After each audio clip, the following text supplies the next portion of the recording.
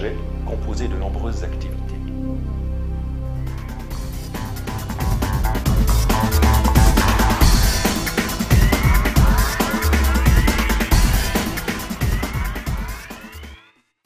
Le PERT, c'est un des termes de ce jargon du management de projet qui vient des États-Unis et qui signifie Project Evaluation and Review Technique. Aujourd'hui, c'est un terme que l'on emploie pour désigner simplement le plan en réseau, l'enchaînement des tâches dans un projet.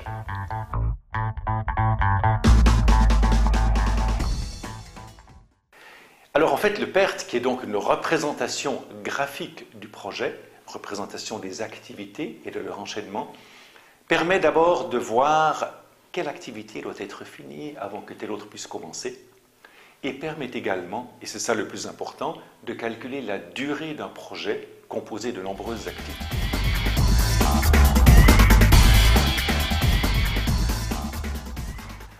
Alors, le PERT est certainement l'un des outils principaux que l'on emploie dans le management de projet, mais il y en a beaucoup d'autres. J'aimerais peut-être citer ici le diagramme de Gantt qui permet de montrer de manière graphique comment les tâches se déroulent dans le temps. Et puis, dans les outils principaux, il y a bien sûr tous les outils permettant de calculer la rentabilité des projets, le Return on Investment, donc toutes les formules qui permettent de calculer la valeur actualisée nette d'un projet.